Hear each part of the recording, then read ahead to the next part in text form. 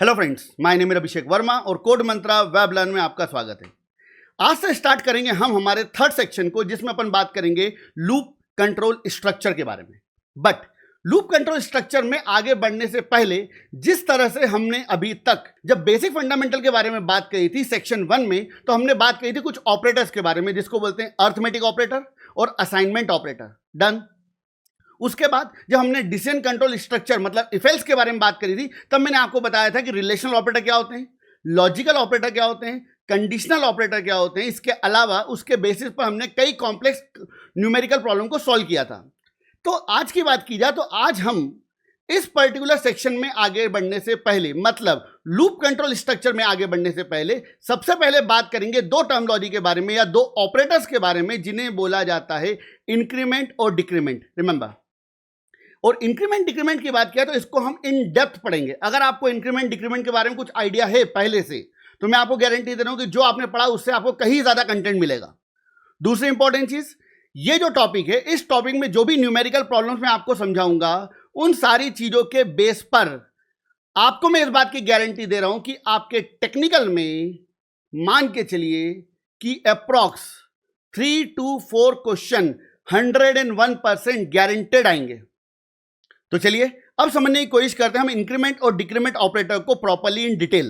Done. तो मान लीजिए कि आपने यहां पर एक वेरिएबल डिक्लेयर किया, सपोज इंटीजर x। डन। और यहां पर क्या होगा, आपके पास में एक 4 बाइट की मेमोरी बन जाएगी और इस मेमोरी का नाम क्या होगा, x। डन। अब एक चीज ध्यान रखना, नॉर्मली क्या होता है जब लूप टॉपिक स्टार्ट होता है तो 90% केसेस में स्टूडेंट के माइंड में केवल एक ही वेरिएबल आता है, इंटीजर i। हमने एक लूप लगाया तो लूप के अंदर वेरिएबल डिक्लेयर करा आई। भाई साहब एक चीज ध्यान रखना, आप कोई भी वेरिएबल डिक्लेयर कर सकते हो, उससे कोई फर्क नहीं पड़ना है यहाँ पे। तो रटना मत चीजों की मेरे को आई वेरिएबल डिक्लेयर करना है या जे वेरिएबल डिक्लेयर करना है। You can use any variable. Done. तो मान लीजिए आपने वेरिएबल डिक्लेयर करा एक्स, तो यहां पर क्या हुआ, एक 4 बाइट की मेमोरी डिक्लेयर हो गई। और इस मेमोरी की बात की जाए तो मान लो आपने इस एक्स वेरिएबल की वैल्यू असाइन कर दी है, मान लीजिए 10। तो यहां पर क्या स्टोर हो जाएगा, आपका 10। अब एक चीज ध्यान देना प्लीज, यहां पर अगर मैं इंक्रीमेंट ऑपरेटर की बात करूं तो इंक्रीमेंट ऑपरेटर को सी लैंग्वेज में रिप्रेजेंट किया जाता है प्लस प्लस के द्वारा, प्लस प्लस। और डिक्रीमेंट ऑपरेटर की बात की जाए तो इसको रिप्रेजेंट किया जाता है माइनस माइनस के द्वारा। अब मैं आपको एक पॉइंट पहले क्लियर कर दूं, एक चीज ध्यान रखना, अगर मैं इंक्रीमेंट की बात करूं तो प्लस अलग सिंबल नहीं है और ये भी प्लस अलग सिंबल नहीं है। एक चीज ध्यान रखना, ये दोनों कंप्लीटली मिलाकर एक सिंबल माने जाते हैं। जैसे अपन बोलते हैं ना लेस देन और इक्वल टू, तो यहां पर लेस देन अलग नहीं है, इक्वल टू अलग नहीं है, ये कंप्लीट मिला के एक अलग सिंबल बना हुआ है, जिसको अपन क्या बोलते हैं, लेस देन और इक्वल टू। तो सेम एज इट इज, अगर मैं इंक्रीमेंट की बात करूं तो प्लस प्लस दोनों मिलाकर एक सिंगल सिंबल बना हुआ है यहां पे। और अगर माइनस माइनस की बात की जाए तो ये कंप्लीट एक सिंबल है। डन। तो टोटल मिला के 2 सिंबल अवेलेबल है, प्लस प्लस और माइनस माइनस। प्लस प्लस की अगर बात की जाए तो प्लस प्लस को बोला जाता है इंक्रीमेंट, और माइनस माइनस की बात की जाए तो माइनस माइनस को बोला जाता है बेटा डिक्रीमेंट। डन। चलिए अब आगे बढ़ते हैं।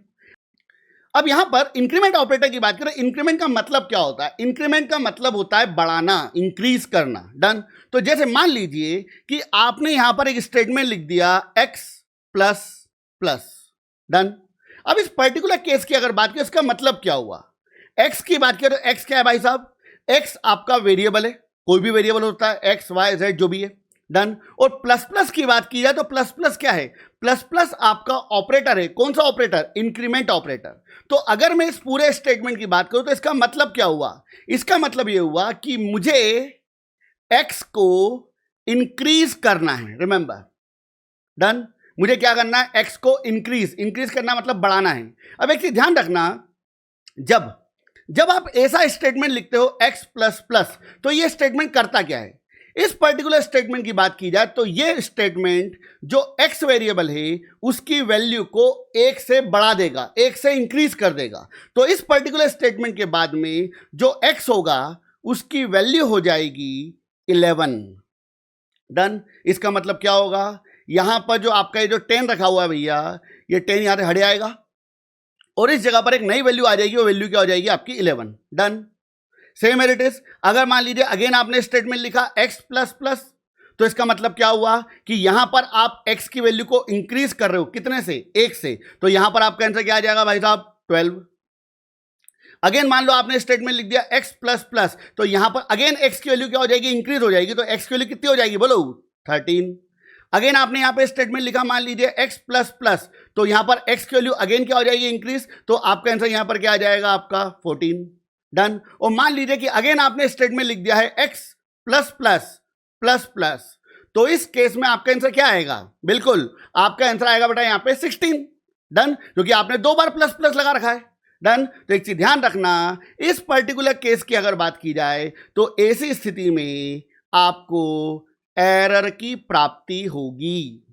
ध्यान रखना, ऐसा नहीं लिख सकते आप, ठीक है, कि भैया मान लो 2 बार इंक्रीमेंट करना तो दिल लगा के प्लस प्लस प्लस प्लस, और मान लो किसी ने बोल दिया कि भाई साहब 5 बार इंक्रीमेंट करो, तो भाई साहब लगे हुए दे प्लस प्लस दे प्लस प्लस दे प्लस प्लस, ऐसा नहीं होता बेटा, ध्यान रखना। तो अगर मैं इंक्रीमेंट ऑपरेटर की बात करूं, ये एक बार लगेगा, ऐसा नहीं कि plus plus plus plus. Done. इसके ऊपर एक मैं रीजन दूंगा, वो आगे दूंगा मैं। डन। तो अगर आप ऐसा स्टेटमेंट लिखोगे तो ये स्टेटमेंट आपको क्या दे देगा बेटा, एरर। डन। तो अभी की बात की जाए तो अभी x की वैल्यू, करंट वैल्यू कितनी है, x की करंट वैल्यू है 14। डन। अब मान लीजिए कि आपने अगेन स्टेटमेंट लिख दिया x माइनस माइनस। अब यहां पर अगर बात की जाए तो आपने लिखा क्या है, x minus minus, minus minus का मतलब क्या होता है, डिक्रीमेंट।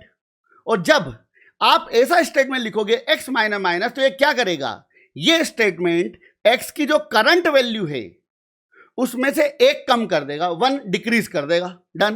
तो जब आपने ये स्टेटमेंट लिखा x माइनस माइनस, तो इस पर्टिकुलर स्टेटमेंट के बाद x की वैल्यू कितनी हो जाएगी भाई साहब, 13। अगेन आपने स्टेटमेंट लिख दिया x माइनस माइनस, तो x की नई वैल्यू कितनी हो जाएगी आपकी 12। अगेन आपने स्टेटमेंट लिख दिया x माइनस माइनस, तो x की वैल्यू कितनी हो जाएगी आपकी 11। और देन अगेन आपने माइनस माइनस लिख दिया बेटा, तो यहां पर x की वैल्यू कितनी हो जाएगी बोलो 10। डन। तो माइनस माइनस क्या करता है, माइनस माइनस किसी भी वेरिएबल की वैल्यू को डिक्रीज करेगा 1 से, और प्लस प्लस क्या करेगा, वो किसी भी वेरिएबल की वैल्यू को इंक्रीज करेगा 1 से। डन। तो उम्मीद करता हूं कि सभी को इतना पॉइंट तो समझ में आ गया होगा। बट एक काम करते हैं, जो मैंने अभी आपको एक्सप्लेन किया है ना, मैं उस चीज को एक बार वापस से एक्सप्लेन करता हूं, मगर अलग तरीके से। डन। और इसको समझने की कोशिश करना, ये इंपॉर्टेंट है आपके लिए। तो जैसे मान लो कि आपने यहां पर एक वेरिएबल डिक्लेयर किया, अगेन इंटीजर i, ये बढ़िया है। डन। और i के लिए आपने कितनी असाइन करी है, मान लीजिए 10। तो क्या होगा, आपके पास एक मेमोरी बनी 4 बाइट की, इस मेमोरी का नाम क्या हुआ भाई साहब i, और i के लिए कितनी है भाई साहब 10। अब आपने यहां पर एक स्टेटमेंट लिख दिया, मान लीजिए i प्लस प्लस। डन। अब आप क्या बोलोगे, सर आपने क्या लिखा i प्लस प्लस, तो इस पर्टिकुलर स्टेटमेंट के बाद में i की वैल्यू कितनी हो जाएगी भाई साहब 11। बिल्कुल सही है, कुछ भी गलत नहीं है इसके अंदर, मगर आपको पहले थोड़ी सी इंटरनल वर्किंग को समझना पड़ेगा कि यहां पे एग्जैक्टली हो क्या रहा है। डन। चलिए, तो आपने यहां पर लिखा i प्लस प्लस, तो इस पर्टिकुलर स्टेटमेंट की अगर बात की जाए तो इसको अपन एक अलग तरीके से समझने की कोशिश करते हैं। तो ध्यान दीजिएगा प्लीज, अगर मैं यहां पर i प्लस प्लस की बात करूं तो इसका मतलब क्या होता है, इसका मीनिंग क्या होता है, ध्यान दीजिएगा प्लीज। तो i प्लस प्लस का मीनिंग ये है कि i की वैल्यू कितनी है बोलो 10। वापस से, तो i प्लस प्लस का मतलब ये है कि i की वैल्यू मतलब कितनी है 10 में आपने एक जोड़ा, एक ऐड किया, और जो रिजल्ट आया, कितना रिजल्ट आया भैया आपका 11, और वो रिजल्ट को अगेन तुमने i को ही दे दिया। डन। तो इस स्टेटमेंट में क्या हुआ, i की पहली वैल्यू कौन सी थी 10, उसमें तुमने क्या ऐड ऑन किया भाई साहब 1, रिजल्ट क्या है आपका 11, तुमने वो उठा के वापस किसको पकड़ा दिया i को। तो यहां पर i के लिए कितने हो गए भाई साहब 11, पहले 10 थी अब 11 हो गई। अगेन मान लीजिए आपने यहां पे स्टेटमेंट लिख दिया i प्लस प्लस, तो i की नई वैल्यू कौन सी है, i की अभी करंट वैल्यू 11 है, क्योंकि यहां पर इस पर्टिकुलर स्टेटमेंट के बाद i के लिए 11 हो चुकी है। डन। अब यहां पर अगेन आपने स्टेटमेंट लिख दिया i प्लस प्लस, तो i प्लस प्लस का मतलब क्या होता है, i प्लस प्लस का मतलब होता है i की वैल्यू, i की वैल्यू करंटली कितनी है, i की वैल्यू है यहां पे 11, उसमें क्या ऐड ऑन किया भाई साहब तुमने 1, क्या आंसर आया 12, और वो 12 तुमने अगेन किसको असाइन कर दिया i को, तो यहां पर i की वैल्यू कितनी हो गई आपकी 12। सेम एज इट इज, अगर मान लीजिए कि आपने यहां पर स्टेटमेंट लिख दिया है i माइनस माइनस, इसका मतलब क्या होगा, इसका मतलब यह होगा कि i की वैल्यू, i की वैल्यू कितनी है बोलो आई की वैल्यू है भाई साहब आपकी 12 में से क्या माइनस करोगे, 1 माइनस करोगे, रिजल्ट क्या आएगा आपका 11। वो अगेन तुमने किसको असाइन कर दिया, आई को। तो इस पर्टिकुलर स्टेटमेंट के बाद में आई की वैल्यू कितनी हो जाएगी, आई की वैल्यू हो जाएगी 11 एंड सो ऑन, चलता जाएगा ये। मतलब अगर मैं आई प्लस प्लस की बात करूं तो आई प्लस प्लस में हो क्या रहा है, आई प्लस प्लस में आई की पुरानी वैल्यू जो क्या थी, मान लीजिए 10, तो उसमें एक एड ऑन हुआ और वो आई को ही असाइंड हो गया, डन। तो इसको बोला जाएगा कि हमने यहां पर आई का इंक्रीमेंट कर दिया। बेटा इंक्रीमेंट कैसा होता है, देखो अगर रियल लाइफ एग्जांपल की बात करूं तो जिस दिन आपका बर्थडे होता है, जन्मदिन, उस दिन आपका इंक्रीमेंट होता है। कैसे, जैसे मान लीजिए आज की बात कीजिए, आज मेरा जन्मदिन है मान लो फॉर एग्जांपल, तो मेरी एज कितनी है 37, डन। तो यहां पर क्या होगा, मेरी पुरानी वैल्यू कितनी है 37 में एक एड ऑन हो जाएगा, कितना हो जाएगा 38, और वो वापस मुझे ही असाइन कर दिया जाएगा कि भाई साहब तुम्हारी एज 38 हो गई है, डन। तो मेरी पुरानी वैल्यू क्या थी, मेरी पुरानी वैल्यू थी 37, उसमें क्या एड ऑन किया 1, और वापस वो मुझे पकड़ा दिया, भाई साहब तुम इस बार से 38 साल के हो चुके हो। समझ पड़ी बात। तो सेम रिलेटिव यहां पर इंक्रीमेंट डिक्रीमेंट में होता है। तो इंक्रीमेंट में किसी भी वेरिएबल की पुरानी वैल्यू को लिया जाता है, उसमें 1 को एड ऑन किया जाता है, और जो रिजल्ट बनता है वो उसको वापस किसको असाइन कर देते हैं, उसी वेरिएबल को जिसकी वैल्यू हमने यहां पे ली थी, डन। तो ये होता है आपका इंक्रीमेंट और डिक्रीमेंट ऑपरेटर बेसिक लेवल पे। तो इंक्रीमेंट ऑपरेटर किसी भी वेरिएबल की वैल्यू को 1 से इंक्रीज कर देता है, बढ़ा देता है। और डिक्रीमेंट की बात की जाए तो डिक्रीमेंट ऑपरेटर किसी भी वेरिएबल की वैल्यू को 1 से डिक्रीज कर देता है, मतलब क्या कर देता है भाई साहब, घटा देता है। अब एक चीज ध्यान देना, यहां पर एक अत्यंत महत्वपूर्ण पॉइंट, और जिसके बेस पे बहुत सारे प्रोग्राम बनेंगे और बहुत जगह पर आपको इसका यूज करना पड़ेगा। इवन पॉइंटर्स की बात की जाए तो वहां पर ये टॉपिक बहुत काम आएगा आपके। तो चलिए स्टार्ट करते हैं। तो यहां पर मान लो कि मैंने एक वेरिएबल डिक्लेयर किया, इंटीजर आई के बजाय जे ले लेते हैं अपन, जे। और जे की बात की जाए तो जे की वैल्यू मैंने असाइन करी 10। क्या होगा, आपके पास में 4 बाइट की मेमोरी बनी, और इस 4 बाइट की मेमोरी का नाम क्या हो गया भैया, जे। और जे की वैल्यू आपने कितनी असाइन करी भाई साहब, जे की वैल्यू आपने असाइन करी मान लीजिए 10, डन। अब यहां पर आपने एक स्टेटमेंट लिखा, ये एक टेक्निकल क्वेश्चन है और इसके बेस पे बहुत सारी प्रॉब्लम सॉर्ट आउट होंगी, ध्यान रखना, क्लियर। तो यहां पर मान लीजिए मैंने स्टेटमेंट लिख दिया जे प्लस प्लस, और इसके बजाय मैंने एक और स्टेटमेंट लिख दिया है जे प्लस 1, जे प्लस प्लस और जे प्लस 1। अब यहां पर मेरा आप सभी से एक क्वेश्चन है, ठीक है, क्या अगर मैं जे प्लस प्लस की बात करूं और जे प्लस 1 की बात करूं तो क्या ये दोनों स्टेटमेंट सेम ही, हां या ना। वीडियो को पॉज करो, सोचो, और फिर मेरे आउटपुट को कंपेयर करने की कोशिश करना, डन। तो मैंने आपसे क्या क्वेश्चन पूछा था कि जे प्लस प्लस की बात की जाए तो क्या J plus plus J plus 1 के इक्वलेंट है, हां या ना। तो एक चीज ध्यान रखना, इसका रिजल्ट आएगा ना। जे प्लस प्लस और जे प्लस 1 दोनों बराबर नहीं है, दोनों इक्वलेंट नहीं है। क्यों नहीं है, अपन समझने की कोशिश करते हैं। तो पहले अपन जे प्लस प्लस को सॉल्व करते हैं, इस स्टेटमेंट को। तो मैंने क्या बोला था आपसे बेटा कि अगर मैं जे प्लस प्लस की बात करूं या आई प्लस प्लस की बात करूं तो ये कैसे वर्क करता है।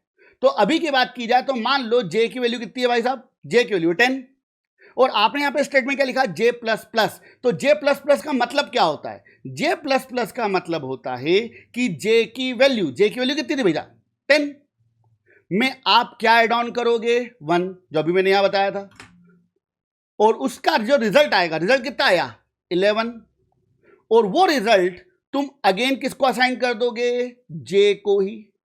मतलब इस पर्टिकुलर स्टेटमेंट को जब मैं सॉल्व करूंगा तो इस स्टेटमेंट को सॉल्व करने के बाद में मेरी जे की वैल्यू कितनी आएगी 11, जे की वैल्यू 1 से इंक्रीज हो जाएगी, बढ़े आएगी, डन। अब एक काम करते हैं, अब हम यहां पर इस वाले स्टेटमेंट को एक बार सॉल्व करने की कोशिश करते हैं, ये वाले स्टेटमेंट को, डन।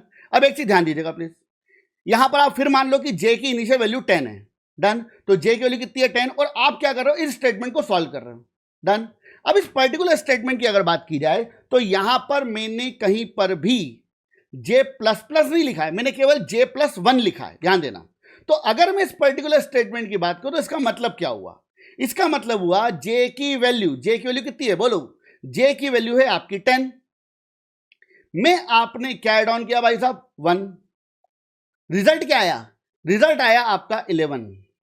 मगर मुझे एक चीज सोच के बताओ, क्या वो रिजल्ट वापस से जे को असाइंड हुआ? हां या ना? ना, जे को वैल्यू थोड़ी असाइंड हुई भाई साहब। यहां पर इस पर्टिकुलर स्टेटमेंट की बात की जाए तो इस पर्टिकुलर स्टेटमेंट के रन होने के बाद भी जे की वैल्यू 10 ही रहेगी। जे की वैल्यू पे कोई इंपैक्ट नहीं आएगा, यह बात ध्यान रखना। डन। तो इस पर्टिकुलर स्टेटमेंट में क्या हो रहा है, जब आपने लिखा जे प्लस प्लस तो ये क्या कर रहा है? उस वेरिएबल की वैल्यू को इंक्रीज कर रहा है, एक से बढ़ा रहा है। मगर जब आपने स्टेटमेंट लिखा जे प्लस वन तो इस केस में जे की वैल्यू 10 थी, उसमें क्या ऐड ऑन हुआ? 1 और आंसर क्या आया? 11। मगर वो 11 वापस से जे को नहीं मिला, तो इस स्टेटमेंट के बाद में जे की वैल्यू स्टिल क्या रहेगी? 10 ही रहेगी। जे की वैल्यू अपग्रेड नहीं होगी। एक चीज ध्यान रखना, मैं अगर आपको एक सिंपल एग्जांपल पे लेके आऊं, कोई भी वेरिएबल, पॉइंट को ध्यान समझना, बहुत इंपॉर्टेंट पॉइंट है। किसी भी वेरिएबल की बात की जाए, कोई वेरिएबल एक्स है मान लीजिए, या कोई वेरिएबल वाई है, तो इन दोनों वेरिएबल की अगर बात की जाए तो इनकी वैल्यू चेंज कब होगी? इनकी वैल्यू चेंज तब होगी जब ये असाइनमेंट ऑपरेटर के लेफ्ट हैंड साइड पे आएंगे। अगर ये असाइनमेंट ऑपरेटर के लेफ्ट हैंड साइड पे आएंगे ही नहीं तो इनकी वैल्यू चेंज नहीं होगी। ऐसा केवल एक केस में होता है, वो होता है इंक्रीमेंट और डिक्रीमेंट ऑपरेटर केस में। बाकी सारे केस में वेरिएबल जो असाइनमेंट ऑपरेटर के लेफ्ट हैंड साइड पे होता है उसकी वैल्यू में चेंज होता है। जब आप एक स्टेटमेंट लिखते हो, मान लो आपने लिख दिया integer a comma b comma c, done. a की वैल्यू आपने असाइन करी 10, तो यहां पर आप देख रहे हो कि a कहां है? a असाइनमेंट ऑपरेटर के लेफ्ट हैंड साइड पे है, तो इस केस में 10 a के अंदर आ रहा है। आपने लिख दिया मान लीजिए b असाइनमेंट 20, तो जो 20 है वो किसके अंदर आ रहा है? b के अंदर आ रहा है। और जब आपने स्टेटमेंट लिख दिया c equal to a plus b, तो मुझे एक चीज सोच के बताओ, a की वैल्यू कितनी थी? 10, b की वैल्यू कितनी थी? 20। आपने इन दोनों वैल्यू को ऐड करा और आंसर क्या आया? 30। वो 30 किस में गया? c में। a में कोई चेंज हुआ क्या? नहीं। b में कोई चेंज हुआ? नहीं। a की वैल्यू वही रहेगी 10, b की वैल्यू वही रहेगी 20। तो यहां पर भी अगर आप इस प्रोग्राम को अगर देखो तो इस पर्टिकुलर केस में आप जब स्टेटमेंट लिख रहे हो जे प्लस वन, तो इस केस में असाइनमेंट ऑपरेटर के इधर जे थोड़ी है, यहां पर केवल जे प्लस वन लिखा हुआ, तो जे की वैल्यू कितनी है? 10। 10 में एक को एड ऑन किया, रिजल्ट क्या आया? 11। वो 11 वापस से जे को नहीं मिला, और अगर ये 11 वापस जे को नहीं मिला तो जे की वैल्यू क्या रहेगी? जे की वैल्यू वही रहेगी जो पहले थी। जे की वैल्यू क्या थी भाई साहब? 10। उसमें कोई चेंज होगा ही नहीं। तो एक कंक्लूसिव पॉइंट यहां पर बहुत ज्यादा इंपॉर्टेंट आपके लिए, तो एक चीज ध्यान रखना, हम क्या बोलेंगे? J plus plus is not equal to J plus one. ये एक इंपॉर्टेंट पॉइंट है, इसको आपको अपने माइंड में बिठा के रखना पड़ेगा। जे प्लस प्लस और जे प्लस वन ये दोनों स्टेटमेंट इक्वलेंट नहीं है, बराबर नहीं है। जे प्लस प्लस में जे की वैल्यू इंक्रीज हो जाएगी 1 से, मगर जे प्लस वन में जे की वैल्यू पर किसी भी प्रकार का कोई प्रभाव नहीं पड़ेगा। अब कई लोगों के माइंड पॉइंट आएगा कि सर फिर इसका यूज क्या है, तो यूज के ऊपर अपन आगे आएंगे, डोंट वरी। चलिए, तो ये पॉइंट आपको क्लियर हो गया। अब एक चीज ध्यान देना, अब क्या मैं ऐसा बोल सकता हूं कि जो जे प्लस प्लस है वो J equal to J plus one के बराबर है? सोचिए एक बार। तो मैंने आपसे क्या बोला कि क्या J plus plus J plus one के बराबर है? तो एक चीज ध्यान रखना, हां, ये दोनों स्टेटमेंट एक दूसरे के इक्वलेंट है, बराबर है। मतलब एक चीज ध्यान दो प्लीज, जैसे अगर मैं बात करूं जे प्लस प्लस की, तो जे प्लस प्लस क्या करेगा? मान लो जे की वैल्यू अगेन कितनी है? 10 है, तो आपने स्टेटमेंट क्या लिखा? जे प्लस प्लस। तो जे प्लस प्लस का मतलब क्या हुआ? जे की वैल्यू 10 में आपने क्या ऐड ऑन किया? 1। क्या आंसर आया आपका? 11। और वो 11 किसको असाइंड हो गया? अगेन जे को। तो इस स्टेटमेंट के बाद में जे की वैल्यू कितनी हो जाएगी भाई साहब? 11। और आपने यहां पे स्टेटमेंट क्या लिखा? जे प्लस प्लस। तो इस पर्टिकुलर स्टेटमेंट की अगर बात की जाए तो स्टेटमेंट का मतलब क्या हुआ? तो इस पर्टिकुलर स्टेटमेंट की अगर बात की जाए तो यहां पर आपको फिर वही ध्यान रखना है, प्रेसिडेंस, प्रायोरिटी। तो यहां पे कितने सिंबल अवेलेबल हैं? यहां पर आपके पास में टोटल मिला के 2 सिंबल अवेलेबल हैं, एक असाइनमेंट और एक प्लस। और आप सभी जानकार हो कि पहले कौन वर्क करेगा, प्लस या असाइनमेंट, प्लस, तो ये स्टेटमेंट पहले वर्क करेगा। तो जे की वैल्यू कितनी है भाई साहब, इनिशियली 10, तो ये हो गया आपका 10 प्लस 1 कितना हो गया 11, और उसके बाद कौन वर्क करेगा, असाइनमेंट, तो ये वैल्यू किसको असाइन हो जाएगी, जे को। डन। तो अगर आप ऐसा स्टेटमेंट लिखोगे जे इक्वल टू जे प्लस 1, तो ये स्टेटमेंट जे प्लस प्लस के बराबर होगा। डन। तो J plus plus J plus 1 के बराबर नहीं है, मगर हां J plus plus J equal to J plus 1 के इक्वलेंट है। डन।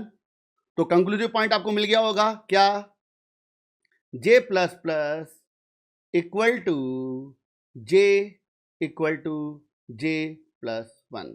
तो ये दोनों स्टेटमेंट की अगर बात की जाए तो ये दोनों स्टेटमेंट सिमिलर हैं एक तरीके से। आगे बढ़ते हैं। अब यहां पर मेरा आपसे फिर एक क्वेश्चन है, चलो बताओ फटाफट, ज्यादा बेटर कौन है, ज्यादा बेटर आपका जे प्लस प्लस हुआ या आपका जे इक्वल टू जे प्लस 1 हुआ? सोचो, पॉज करो, 2 मिनट का टाइम लो। चलिए अब बात करते हैं। मैंने आपसे क्या पूछा था कि जे प्लस प्लस और J equal to J plus 1 की बात की जाए तो ज्यादा बेटर कौन सा है? ऑब्वियस ही बात है, कौन बेटर है भाई साहब, या ना, कौन बेटर है यहां पे, जे प्लस प्लस। बिल्कुल गलत, ज्यादा बेटर है आपका जे इक्वल टू जे प्लस 1। क्यों? चलो इसको भी बात कर लेते हैं। तो मान लो भाई साहब, अगर तुम्हारी इच्छा हो गई क्या कि सर मुझे 5 बार इंक्रीमेंट करना, 5 टाइम्स। डन।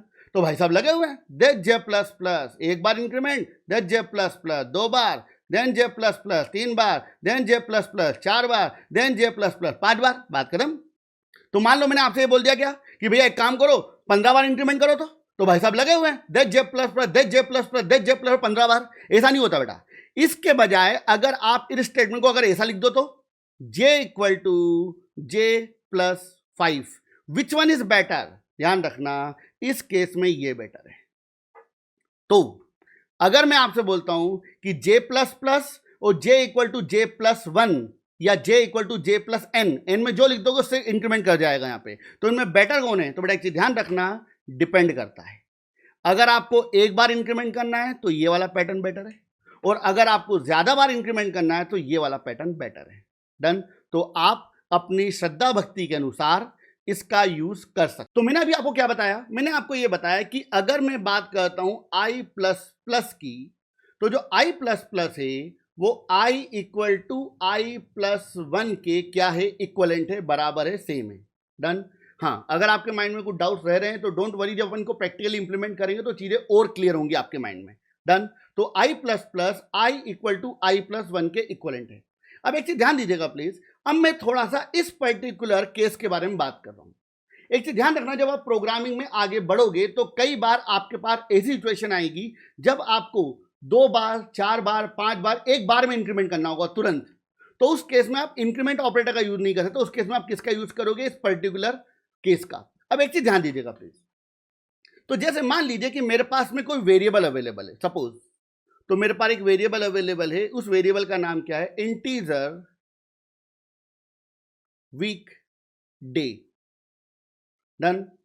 मान लो आज बुधवार है, डन, वेडनेसडे है, तो मैंने क्या करा, इस वीक डे की वैल्यू असाइन कर दी 3।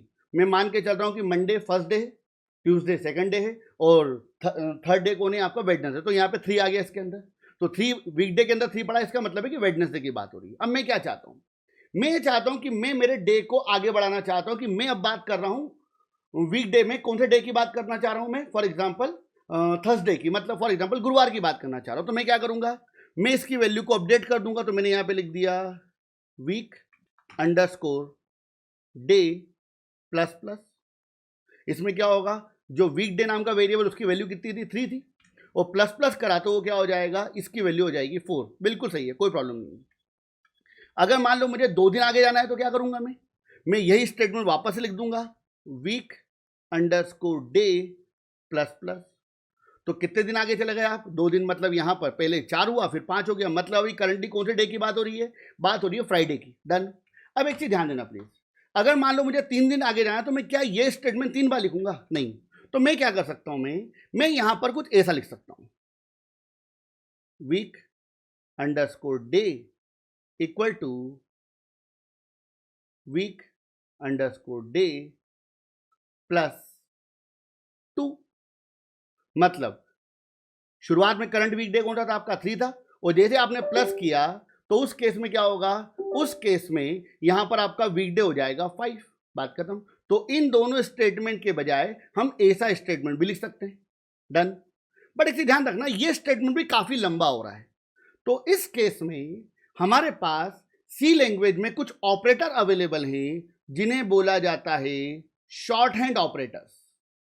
मतलब ये जो आपने स्टेटमेंट लिखा है ना बेटा, ये वाला स्टेटमेंट, इस वाले स्टेटमेंट की बात की जाए तो इस स्टेटमेंट को आप शॉर्ट करके लिख सकते हो। कैसे, ध्यान देना प्लीज। तो जैसे अगर मान लीजिए आपने स्टेटमेंट लिखा i = i + 1, तो इस पर्टिकुलर स्टेटमेंट की अगर बात की जाए तो इस स्टेटमेंट को अगर आप ऐसा भी लिखोगे ना, i + 1, तो ये दोनों स्टेटमेंट परफेक्टली वैलिड है, दोनों सेम ही है। ये जो स्टेटमेंट लिखा इसका ये शॉर्ट हैंड है।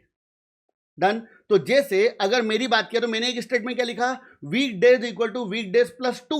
तो इसी स्टेटमेंट को अगर मैं कुछ ऐसा लिख दूंगा, वीक अंडरस्कोर डेज +2, तो ये वाला स्टेटमेंट और ये वाला स्टेटमेंट, दोनों स्टेटमेंट सेम है, इक्वलेंट है, बराबर है।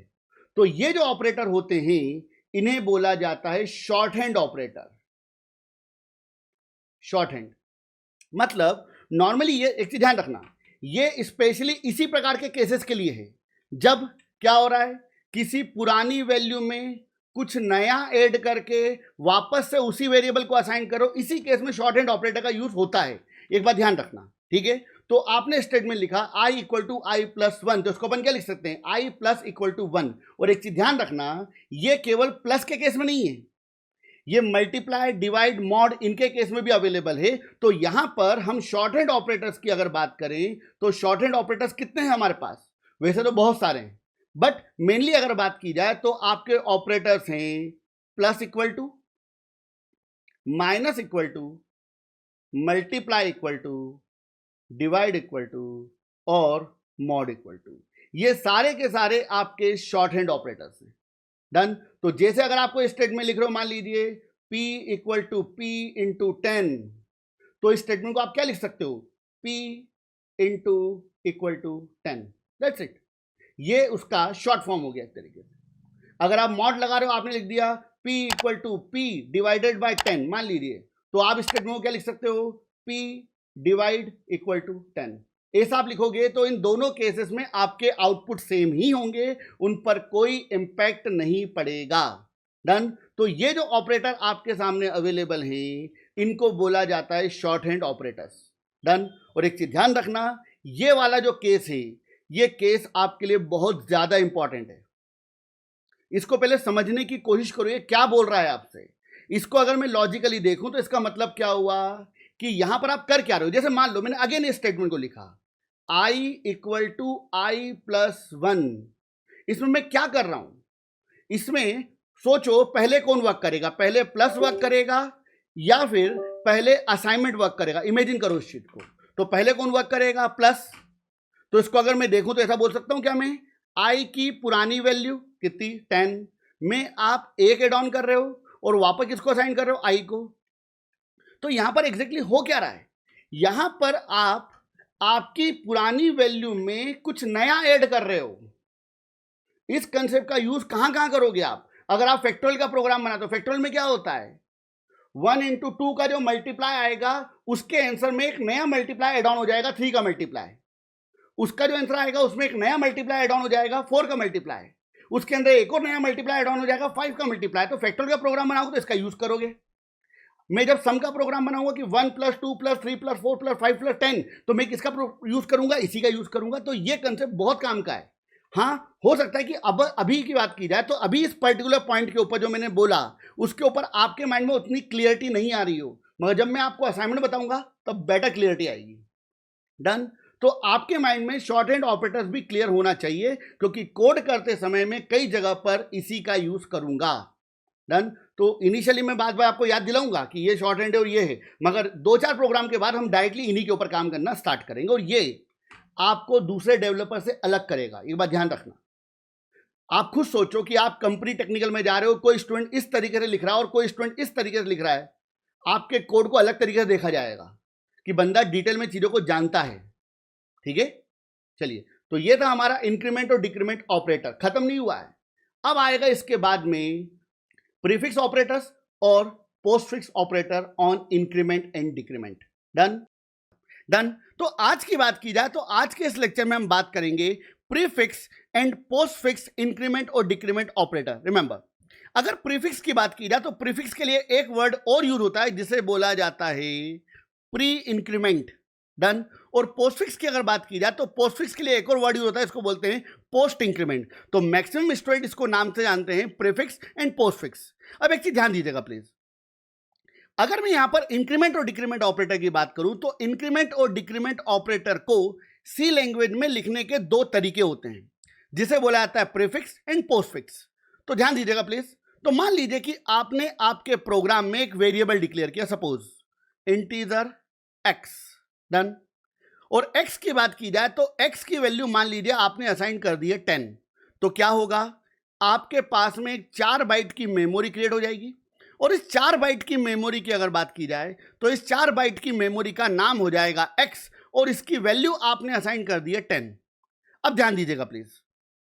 तो मैंने आपसे क्या कहा कि अगर अपन इंक्रीमेंट और डिक्रीमेंट ऑपरेटर की बात करें तो इनको लिखने के अलग अलग तरीके होते हैं, जिसमें पहला तरीका है आपका, पहला तरीका यह है कि यहां पर आप जब इंक्रीमेंट ऑपरेटर को आप लगाओगे तो उस केस में आप पहले इंक्रीमेंट ऑपरेटर को लगाओगे और उसके बाद में आप अपने वेरिएबल का नाम लिखोगे।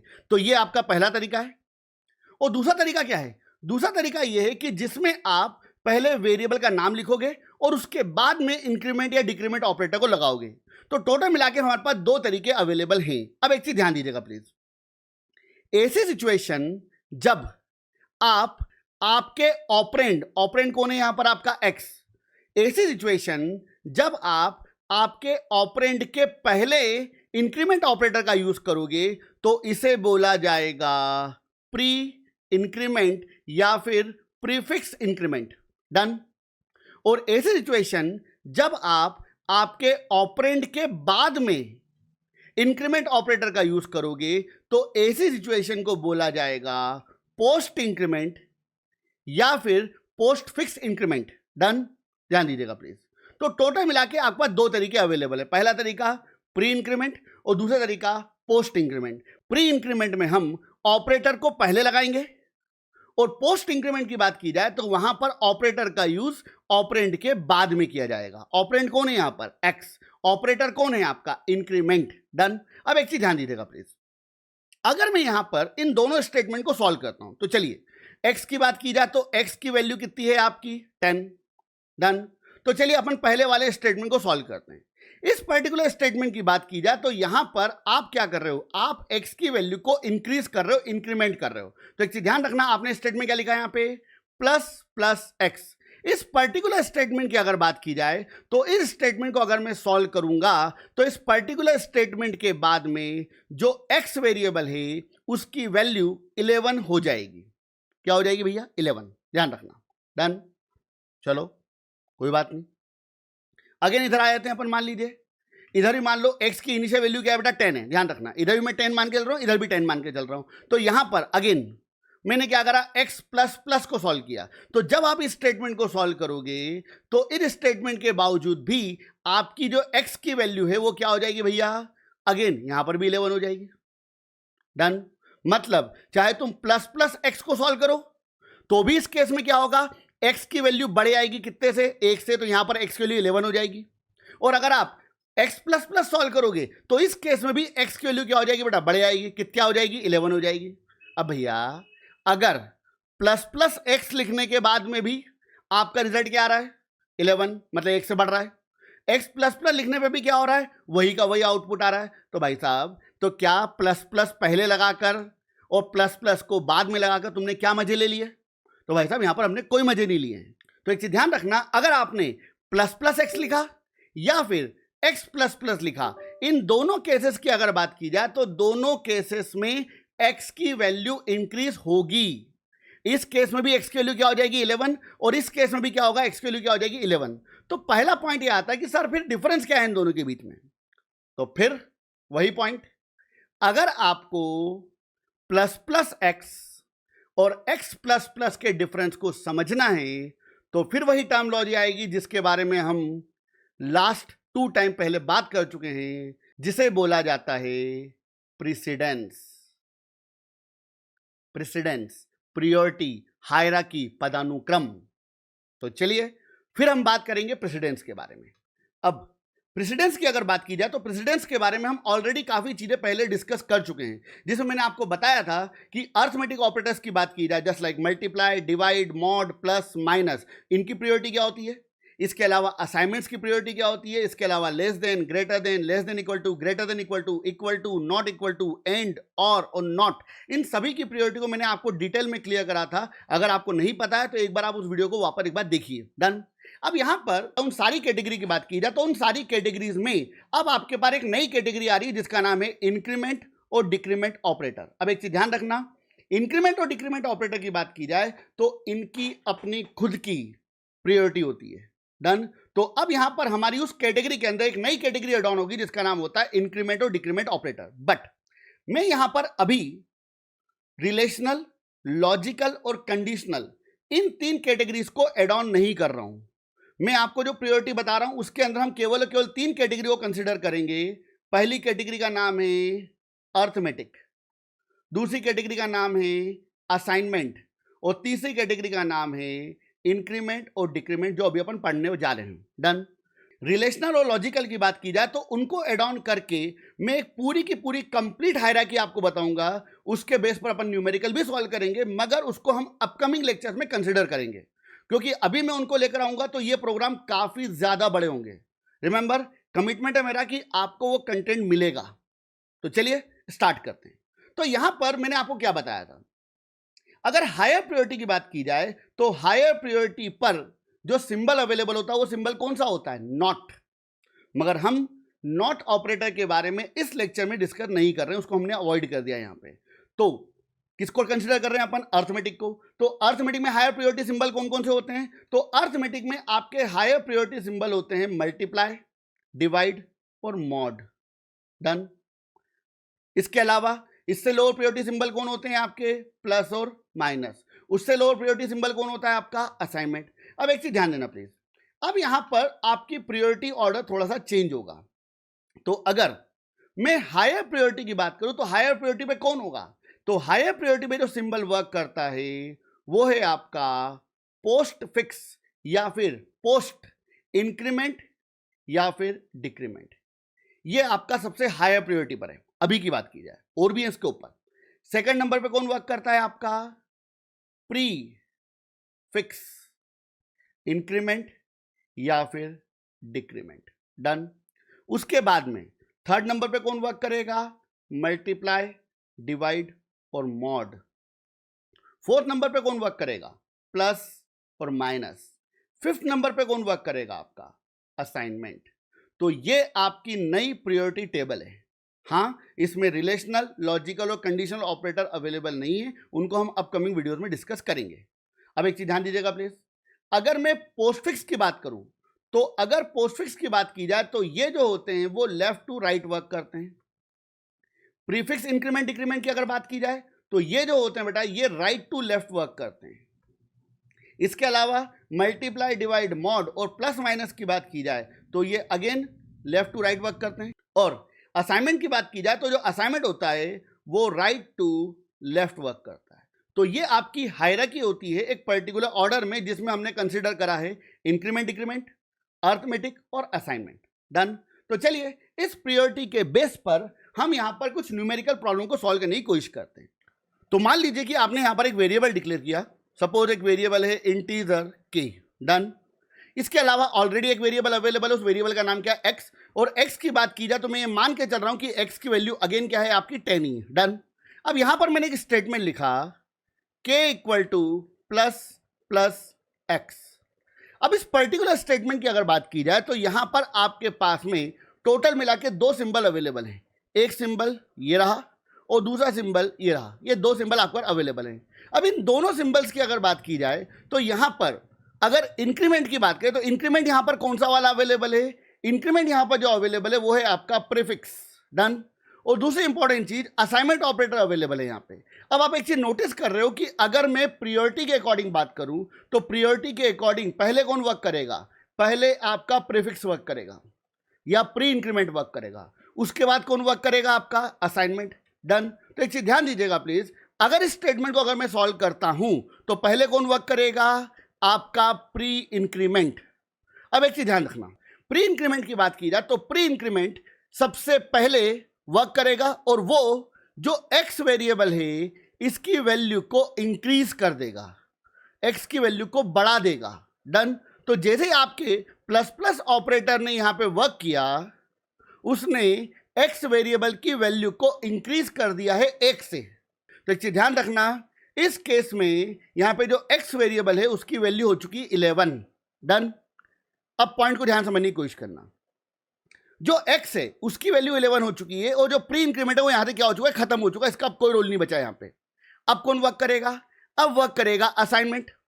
और इस केस में ये जो x है, इस x की जो वैल्यू है मतलब 11, वो किसको असाइंड हो जाएगा? k को, डन। तो इस केस में जो k वेरिएबल है उसकी वैल्यू भी कितनी हो जाएगी? आपकी 11।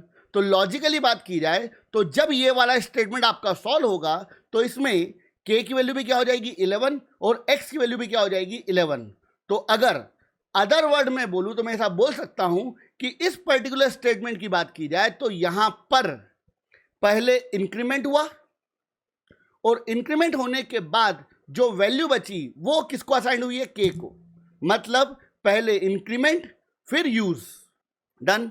तो चलिए इस चीज को हम एक बार प्रैक्टिकली इंप्लीमेंट करने की कोशिश करते हैं। तो चलिए, आपके सामने यहां पर एक प्रोग्राम लिखा हुआ है और इस प्रोग्राम में मैंने वही चीज लिख रखी है जो मैंने आपको एक्सप्लेन किया था। तो एक वेरिएबल है x की वैल्यू कितनी है? आपकी 10। और इसके अलावा एक वेरिएबल और है, इसका नाम क्या है? k। अब इस पर्टिकुलर केस को अगर आप देखोगे तो आपने स्टेटमेंट क्या लिख रहा है? k equal to x plus plus, sorry मुझे यहां पे इसको पहले करना पड़ेगा, डन। अब इस केस में क्या होगा? इस केस में सबसे पहले प्लस प्लस वर्क करेगा और प्लस प्लस जो होगा वो x की वैल्यू को इंक्रीज कर देगा, बढ़ा देगा, डन। तो x की वैल्यू अभी कितनी थी? 10, वो कितनी हो जाएगी? 11। तो जैसे x की वैल्यू 11 हुई, ये प्लस प्लस का काम खत्म हो जाएगा और स्टेटमेंट कुछ ऐसा रह जाएगा इंटरनली, डन। तो अब क्या होगा? x की वैल्यू कितनी हो चुकी है? 11। 11 किसको असाइंड हो जाएगा? k को। तो k की वैल्यू भी कितनी हो जाएगी? आपकी 11, डन। तो अगर इस स्टेटमेंट को मैं कंपाइल और रन करूंगा तो आप एक चीज नोटिस करोगे कि आपका आउटपुट क्या आएगा? x की वैल्यू 11 और k की वैल्यू 11, डन। अब ध्यान देना प्लीज। अब बात करते हैं हमारे दूसरे केस के बारे में, पोस्ट इंक्रीमेंट। अब एक चीज ध्यान रखना, पोस्ट इंक्रीमेंट के कंसेप्ट को समझने के लिए मैं यहां पर एक डिफरेंट एग्जांपल ले रहा हूं। ये एग्जांपल तो है मगर इससे थोड़ा सा अलग, डन। तो मान लीजिए मैंने अगेन यहां पर एक वेरिएबल डिक्लेयर करा है इंटीजर k और देन मैंने यहां पर स्टेटमेंट लिख दिया है k equal to 5 into k plus plus. ये स्टेटमेंट मैंने आपके सामने लिख दिया है। अब मेरा काम क्या है? मुझे इस स्टेटमेंट को सॉर्ट आउट करना है। तो अगर इस पर्टिकुलर स्टेटमेंट की अगर बात की जाए तो आपको यहां पे देखना पड़ेगा कि कितने सिंबल अवेलेबल हैं। तो आपका पहला सिंबल क्या अवेलेबल है? असाइनमेंट। दूसरा सिंबल क्या है? आपका मल्टीप्लाई। और तीसरा सिंबल कौन है? आपका इंक्रीमेंट, डन। अब इंक्रीमेंट की अगर बात की जाए तो इंक्रीमेंट यहां पर कौन सा वाला है? इंक्रीमेंट यहां पर अवेलेबल है आपका पोस्ट। अब पोस्ट इंक्रीमेंट की अगर बात की जाए तो पोस्ट इंक्रीमेंट का जो बिहेवियर है वो थोड़ा सा ट्रिकी है। नॉर्मली में अगर पोस्ट इंक्रीमेंट की बात करूं तो पोस्ट इंक्रीमेंट के मामले में कई ट्यूटोरियल आपको अवेलेबल मिलेंगे यूट्यूब पे। तो वो कुछ इस तरीके से इस चीज को बताते हैं कि जैसे मान लीजिए आपके पास में एक वेरिएबल अवेलेबल है इंटीजर x की बात की जाए तो x की वैल्यू कितनी है? 10 और एक वेरिएबल और है, इसका नाम है k। अब k की बात की जाए तो k इक्वल टू, आपने स्टेटमेंट क्या लिख दिया? k equal to x plus plus, done. अब वो क्या बोलते हैं कि यहां पर लगा हुआ है पोस्ट इंक्रीमेंट। अब पोस्ट इंक्रीमेंट के केस में क्या होगा? पोस्ट इंक्रीमेंट के केस में पहले जो x वेरिएबल है उसकी वैल्यू k को असाइंड हो जाएगी। रिमेंबर भाई साहब, प्रायोरिटी के अकॉर्डिंग अगर आप देखोगे तो बिना इंक्रीमेंट हुए असाइंड हो ही नहीं सकता यहां पे, समझो इस बात को। अगर प्रायोरिटी के अकॉर्डिंग देखें तो नॉर्मली क्या बोलते हैं कई बार लोग कि भैया जो x वेरिएबल है उसकी वैल्यू पहले क्या हो जाएगी, k को असाइंड हो जाएगी, तो x की वैल्यू कितनी है 10। डन। तो जो 10 होगा वो किसको असाइंड हो जाएगा, k को, तो k की वैल्यू कितनी हो जाएगी भाई साहब 10। बिल्कुल सही है। और उसके बाद में क्या होगा, x में इंक्रीमेंट होगा, तो जब x में इंक्रीमेंट होगा तो जो x है उसकी वैल्यू कितनी थी 10, तो वो कितनी हो जाएगी 11, तो जो x है उसकी वैल्यू प्रिंट होगी आपकी 11। तो एक चीज ध्यान रखना, जब आप इस प्रोग्राम को कंपाइल और रन करोगे तो आपका आउटपुट यही आएगा। बिल्कुल सही है, कुछ भी गलत है, यही आउटपुट आएगा आपका, मगर जो एक्सप्लेनेशन है वो गलत है।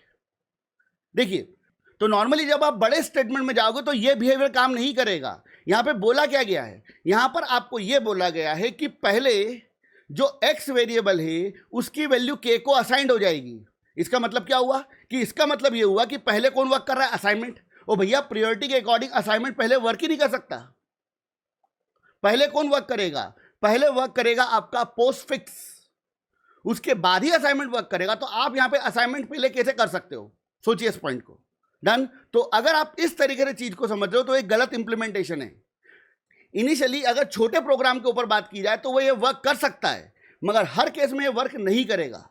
तो प्लीज आपको इसको अलग तरीके से समझना पड़ेगा। तो देखिए, अब यहां पर एक छोटी सी मिस्टेक है, एग्जैक्टली मैंने यहां पर के लिख दिया और एक्स आना चाहिए। तो चलिए, तो यहां पर अपन ने वेरिएबल कर दिया इसको वापस से एक्स, और अब समझने की कोशिश करते हैं। अब देखिए प्लीज, तो यहां पर आपके सामने स्टेटमेंट क्या लिखा हुआ है, यहां पर आपके सामने स्टेटमेंट लिखा हुआ है k = 5 into x plus plus. इस केस में आपके पास टोटल मिला के 3 सिंबल है, असाइनमेंट, मल्टीप्लाई और x plus plus. Plus plus कौन सा वाला है, प्लस प्लस यहां पर जो अवेलेबल है वो है आपका पोस्ट। और प्रायोरिटी के अकॉर्डिंग बात की जाए तो सबसे पहले कौन वर्क करेगा, सबसे पहले आपका पोस्ट इंक्रीमेंट ऑपरेटर वर्क करेगा। डन। अब ध्यान देना, इस केस में एग्जैक्टली होता क्या है, जब ये स्टेटमेंट सॉल्व होगा ना, तो इस केस में k as it is, 5 as it is, multiply as it is. इस केस में यहां पर पोस्ट इंक्रीमेंट ऑपरेटर वर्क तो करेगा, मगर इंक्रीमेंट होने के पहले की वैल्यू, रिमेंबर इंक्रीमेंट होने के पहले की वैल्यू क्या है, x की वैल्यू क्या है भाई साहब 10।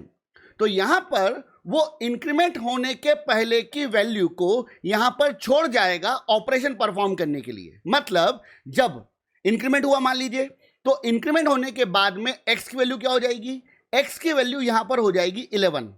डन। इंक्रीमेंट हो गया, मगर जब मल्टीप्लाई होगा ना, तो मल्टीप्लाई होते समय इंक्रीमेंट होने के पहले की वैल्यू को यहां पर यूज करेगा। मतलब जब आपने लिखा x प्लस प्लस, तो इंक्रीमेंट होगा कि नहीं होगा, बिल्कुल होगा। इंक्रीमेंट होगा तो x की वैल्यू क्या हो जाएगी 11, मगर जब आप मल्टीप्लाई करोगे तो इंक्रीमेंट होने के पहले की वैल्यू को यहां पे यूज किया जाएगा, मतलब 10 को। इसका मतलब हुआ पोस्ट इंक्रीमेंट, मतलब पहले वाली वैल्यू यूज हो रही है, इंक्रीमेंट बाद में हो रहा है। डन। तो यहां पर इस केस में आपका आंसर क्या आ जाएगा 50, और 50 किसको असाइंड हो जाएगा k को। तो यहां पर k की वैल्यू कितनी हो जाएगी, k की वैल्यू हो जाएगी 50, और x की बात की जाए तो x की वैल्यू हो जाएगी 11। तो एक काम करते हैं, इसको अपन एक बार कंपाइल और रन करने की कोशिश करते हैं। अगर आपको कोई कंफ्यूजन होगा तो बिल्कुल निश्चिंत रहो, मैं आगे डिटेल में इसको क्लियर करूंगा, डोंट वरी। चलिए, तो आपके सामने ये प्रोग्राम लिखा हुआ है, तो मैंने एक वेरिएबल लिया x की वैल्यू कितनी है 10 है, और एक वेरिएबल k। देन हम थोड़ा चेंज कर देते हैं, तो मैंने यहाँ पे क्या लिखा था 5 into x plus plus. Done. इस पर्टिकुलर केस में अगर मैं प्रोग्राम को कंपाइल और रन करूंगा तो आपको आउटपुट क्या मिलेगा, देखिएगा प्लीज। k की वैल्यू कितनी बता रहा है 50, और x की वैल्यू क्या बता रहा है आपको 11। अब सोचो कि अगर इंक्रीमेंट होने के बाद की वैल्यू अगर यूज करता तो यहां पे मल्टीप्लाई कितने का होता 11 का। डन। तो 11 इंटू 5, यहां पर आंसर तो 50 आ गया था आपका, नहीं, मगर ऐसा नहीं होगा। तो यहां पर क्या होगा, x की वैल्यू इंक्रीमेंट तो होगी, मगर इंक्रीमेंट होने के पहले की वैल्यू को यूज किया जाएगा। डन। तो यहां पर 5 इंटू 10 होगा, ना कि 5 इंटू 11 होगा। तो चलिए, जो मैंने आपको बताया उस चीज को हम ज्यादा बेटर वे में समझने की कोशिश करते हैं। तो मान लीजिए कि आपने यहां पर एक वेरिएबल डिक्लेयर करा इंटीजर i। डन। और i की बात की जाए तो मान लो आपने i वेरिएबल की वैल्यू असाइन कर दी है 10। डन। क्लियर। इस केस में क्या होगा, इस केस में जो i वेरिएबल है, इस i वेरिएबल के लिए आपके पास में 4 बाइट की मेमोरी बनेगी, और इस मेमोरी का नाम क्या हो जाएगा आपका i। और आई की वैल्यू असाइंड हो जाएगी मान लीजिए 10। डन। अब पॉइंट को स्टेप बाय स्टेप समझने की कोशिश करिएगा प्लीज। देखिए, अगर मैं यहां पर एक स्टेटमेंट लिखता हूं प्रिंट एफ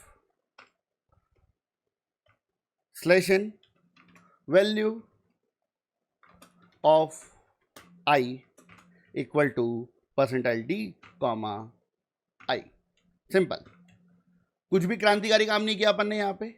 तो यहां पर इस केस में क्या होगा, इस केस में अगर मैं कोड को कंपाइल और रन करूंगा तो आपका आउटपुट क्या मिला, आई की वैल्यू कितनी है 10, तो कुछ अलग चीज करी नहीं अपन ने यहां पे।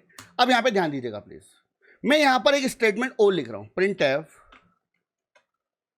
स्लेशन value of I equal to percentile D, और ध्यान देना अब मैं यहां पर कुछ अलग कर रहा हूं। मैंने यहां पर मान लीजिए स्टेटमेंट लगा दिया है प्लस प्लस आई। अब देखिए इस पर्टिकुलर केस में क्या होगा, तो जब आपका पहला वाला स्टेटमेंट वर्क करेगा, पहला वाला स्टेटमेंट, तो यहां पर क्या होगा, डायरेक्टली आई की वैल्यू प्रिंट हुए, तो इस केस में क्या होगा, आई की वैल्यू डायरेक्टली प्रिंट हो जाएगी 10, कोई प्रॉब्लम नहीं है।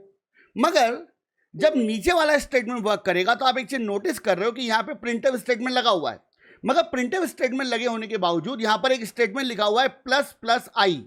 अब प्लस प्लस की अगर बात करें, प्लस प्लस कौन सा वाला है, प्लस प्लस यहां पर है प्री वाला, और प्री का बिहेवियर क्या बोलता है, पहले इंक्रीमेंट होगा बाद में यूज होगा।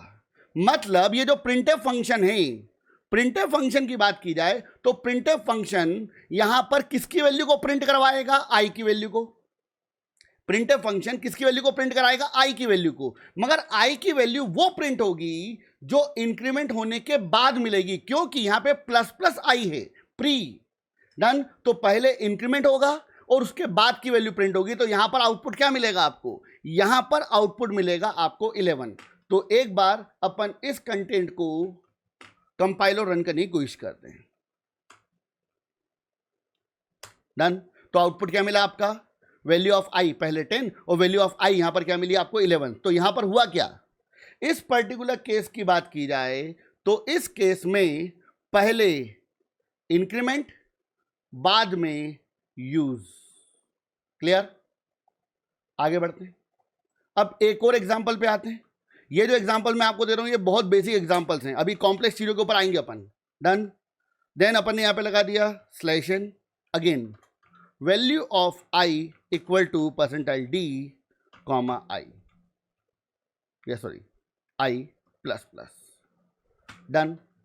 अब इस पर्टिकुलर केस की बात करते हैं। इस पर्टिकुलर केस की अगर बात की जाए तो इस पर्टिकुलर केस में आपका आउटपुट क्या आएगा, ध्यान दीजिएगा प्लीज।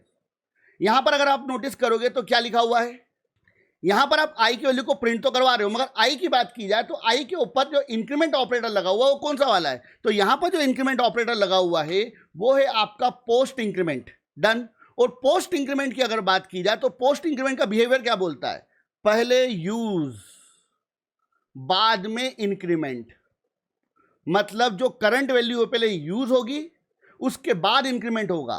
तो मुझे एक चीज बताओ, अभी आई की करंट वैल्यू क्या होगी, आई की करंट वैल्यू होगी 11, क्योंकि इस स्टेटमेंट ने उसको क्या कर दिया था 11। तो यहां पर जब ये स्टेटमेंट वर्क करेगा तो यहां पर आई की वैल्यू क्या प्रिंट होगी, यहां पर आई की वैल्यू प्रिंट होगी 11। डन। 11 तो प्रिंट हो जाएगी, मगर उसके बाद इंक्रीमेंट वर्क करेगा तो वो यहां पर क्या करेगा, वो यहां पर जो आई वेरिएबल है उसकी वैल्यू को इंक्रीज कर देगा, बढ़ा देगा, और आई की वैल्यू यहां पर कितनी हो जाएगी 12।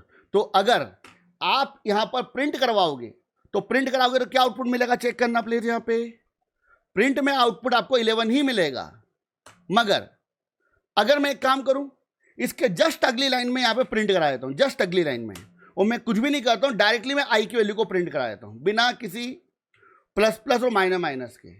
तो यहां पर अगर मैं आई की वैल्यू अगेन प्रिंट कराऊंगा तो आपको आई की वैल्यू क्या मिलेगी, यहां पर आउटपुट मिलेगा आपको 12। चेक करते हैं इसको प्लीज। डन। तो आपका आंसर क्या मिला यहां पर आपको 12। तो अगर प्री इंक्रीमेंट की बात की जाए या पोस्ट इंक्रीमेंट की बात की जाए तो प्री के बारे में एक सिंपल सा कंसेप्ट समझ लो। प्री के केस में क्या होगा, पहले इंक्रीमेंट बाद में यूज, यूज ध्यान रखना। पोस्ट के केस में क्या होगा, पहले यूज उसके बाद में इंक्रीमेंट। डन। तो इसको अगर मैं एक अलग एग्जांपल पे लेके आता हूं, ध्यान दीजिएगा प्लीज। तो जैसे मान लो मैंने यहां पे स्टेटमेंट लिख दिया है integer k equal to 2.5 into plus plus x, और जो x है उसकी वैल्यू मान लीजिए है आपकी है 7। डन। अब इस पर्टिकुलर केस की अगर बात करें तो आपका आउटपुट क्या आएगा? तो अगर इसको लॉजिकली अपन सॉल्व करें तो यहां पे कितने सिंबल अवेलेबल है भाई साहब? यहां पर आपके पास में टोटल मिलाकर 3 सिंबल अवेलेबल हैं। एक ये रहा, एक ये है और एक ये रहा। अब इन तीनों सिंबल की अगर बात की जाए तो ये कौन सा सिंबल है आपका? प्री या पोस्ट? प्री। और प्री का कंसेप्ट क्या बोलता है? पहले इंक्रीमेंट बाद में यूज। अब ध्यान देना प्लीज यहां पे। तो इसको अपन सॉल्व करने की कोशिश करते हैं। तो प्रियोरिटी के अकॉर्डिंग सबसे पहले कौन वर्क करेगा? प्रियोरिटी की बात की जाए तो प्रियोरिटी के अकॉर्डिंग सबसे पहले वर्क करेगा आपका प्री इंक्रीमेंट। तो जो k है वो as it is, 2.5 as it is, multiply as it is, और यहां पर क्या होगा कि जो x वेरिएबल है इसकी वैल्यू यहां पर क्या हो जाएगी? इंक्रीज हो जाएगी। x की वैल्यू कितनी थी? 7। डन। और x की वैल्यू इंक्रीज होकर क्या बन जाएगी? 8। और ये जो इंक्रीज होकर जो वैल्यू 8 बनी है उस वैल्यू का यहां पे यूज किया जाएगा। मतलब यहां पर स्टेटमेंट का मल्टीप्लाई किससे होगा? 8 से। डन। तो 2.5 इंटू 8, 8 दूनी 16, 20। तो यहां पर आपका आंसर क्या आएगा? 20.0। और 20.0 की बात की जाए तो वो किस में जाएगा? लास्ट में कौन वर्क करेगा? असाइनमेंट। तो यहां पर जो 20.0 है वो किस में चले जाएगा? k में। और k में जाकर क्या बन जाएगा आपका? केवल और केवल 20। तो चलिए इसको भी एक बार अपन कंपाइल और रन करने की कोशिश करते हैं। तो मान लीजिए अपन एक वेरिएबल डिक्लेयर करा है integer k comma x। x की वैल्यू कितनी है आपकी? 7 है। x equal to 7। Done. Then आपने स्टेटमेंट क्या लिखा है यहां पर? k equal to 2.5 into plus plus x। और देन आपने यहाँ पे क्या करा? वैल्यू को प्रिंट करा है। किसकी value? Value of x equal to %d and value of k equal to %d comma x comma k। That's it. अब इस कोड को अपन कंपाइल और रन करते हैं। आप एक चीज नोटिस करोगे कि आपका आउटपुट क्या आएगा। चलो क्या आउटपुट आएगा भैया? जो x है उसकी वैल्यू ऑलरेडी कितनी हो चुकी थी? 8। तो x की वैल्यू यहां पर प्रिंट होगी 8। डन। और k की बात की जाए तो k की वैल्यू यहां पर प्रिंट होगी 20। तो एक बार अपन इस कोड को रन करके देखते हैं। तो एक बार अपन कोड को कंपाइल करते हैं और कोड को अपन रन करते हैं। तो यहां पर आप एक चीज नोटिस करो, x की वैल्यू कितनी बता रहा है? 8, और y की वैल्यू कितनी बता रहा है आपको? 20। डन। बट इसी को मैं अगर थोड़ा सा चेंज कर दूं, क्या चेंज कर दे भैया अपन यहां पे? तो अगेन मैंने क्या करा? मैंने यहां पर एक वेरिएबल ले लिया, मान लीजिए इंटीजर k, और एक वेरिएबल ले लिया x, और x की वैल्यू कितनी दी मैंने? मान लीजिए वही 7। और मेरा स्टेटमेंट थोड़ा सा चेंज हो गया यहां पर, और मैंने लिखा है k equal to 2.5 into x plus plus. Done. इस पर्टिकुलर केस की अगर बात की जाए तो वही सिंबल है आपके पास तीनों। पहले कौन वर्क करेगा? सबसे पहले वर्क करेगा आपका पोस्ट। मगर पोस्ट का बिहेवियर क्या बोलता है? पहले यूज बाद में इंक्रीमेंट। मतलब जो मल्टीप्लाई होगा उसमें वो वैल्यू यूज की जाएगी जो इंक्रीमेंट होने के पहले थी। तो अगर अपन बात करें यहां पर, तो जब ये स्टेटमेंट आपका सॉर्ट आउट होगा ना, तो उस पर्टिकुलर केस की बात की जाए तो यहां पर x की वैल्यू इंक्रीज होकर 8 तो बन जाएगी। तो x की वैल्यू क्या हो जाएगी आपकी? 8। मगर जब अगली स्टेप में मैं मल्टीप्लाई करूंगा तो मल्टीप्लाई करते समय वो उस वैल्यू को यूज करेगा जो वैल्यू पहले थी। तो पहले कौन सी वैल्यू थी भैया? 7। तो इस केस में मल्टीप्लाई कितने का होगा? 2.5 इंटू 7, क्योंकि इंक्रीमेंट क्या है? पोस्ट है, और पोस्ट में क्या होता है? पहले यूज बाद में इंक्रीमेंट। डन। तो यहां पर आपका स्टेटमेंट क्या हो जाएगा? Something something something something 17.5। तो 17.5 किस में जाएगा भाई साहब? k के अंदर। और k की बात की जाए तो k को मैंने कैसा वेरिएबल ले रखा है? इंटीजर। तो यहां पर k की वैल्यू क्या प्रिंट होगी? k की वैल्यू प्रिंट होगी आपकी 17। तो चलिए इस कोड को भी एक बार अपन कंपाइल और रन करके देखते हैं। तो ये प्लस प्लस था, इसको मैंने x प्लस प्लस कर दिया। डन। चलिए कोड कंपाइल्ड, कोड रन। आपका आउटपुट क्या आया? x की वैल्यू 8 और k की वैल्यू 17, जो मैंने आपको यहां पे बताया।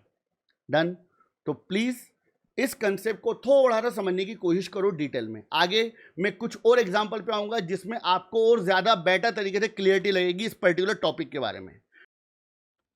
हम कंप्यूटर प्रोग्रामिंग के इंपॉर्टेंट कंसेप्ट्स को आसान भाषा में विथ रियल लाइफ एग्जांपल आप तक पहुंचाते हैं, जो कि आपकी लॉजिकल थिंकिंग को इंप्रूव करने में हेल्प करेगा। अगर आपको हमारा ये कंटेंट और एक्सप्लेनेशन अच्छा लगता है तो प्लीज हमारे चैनल को सब्सक्राइब करें। ये आपके लिए तो फ्री है, लेकिन इससे हमें और नए प्रोग्रामिंग रिलेटेड वीडियोस को बनाने के लिए मोटिवेशन मिलता है।